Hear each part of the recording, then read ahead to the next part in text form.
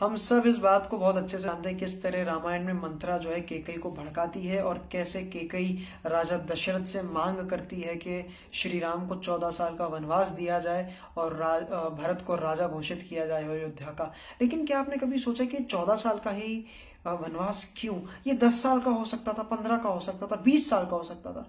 14 साल का in particularly क्यों इन्होंने वनवास मांगा?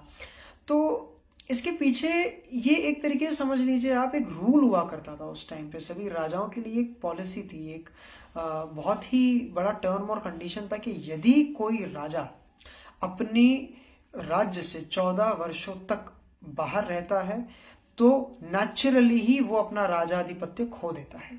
इसी कारणवश केकई जो है वो श्री राम के 14 साल के वनवास की मांग करती है, क्योंकि वो समझती कि 14 साल यदि श्री राम अयोध्या में नहीं रहेंगे तो नेचुरली वो राजाधिपत्य खो देंगे, राजा तो बन नहीं सकते।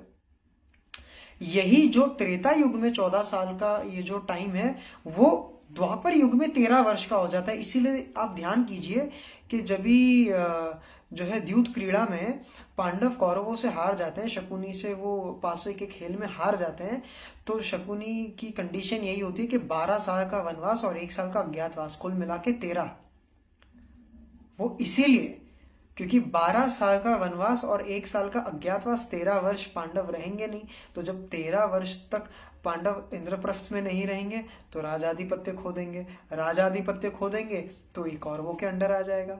और क्या कंडीशन थी कि 1 साल के अज्ञातवास में यदि कोई उन्हें पहचान ले, अज्ञातवास का मतलब ही कि कोई आपको आइडेंटिफाई ना कर पाए, और अगर वो 1 साल में किसी ने आइडेंटिफाई कर लिया तो फिर 12 साल का वनवास और 1 साल का अज्ञातवास। तो ये दोनों ही चीज में ऐसा रिलेशन है कि क्यों श्री राम को 14 साल का वनवास और क्यों पांडवों को 12 साल का वनवास और 1 साल का अज्ञातवास। क्योंकि उस टाइम की पॉलिसीज जो थी, जो डिसीजन मेकर्स हुआ करते थे, जो रूल्स एंड रेगुलेशंस बनाते थे, जो शास्त्रों में लिखा हुआ था, वो इसी प्रकार था।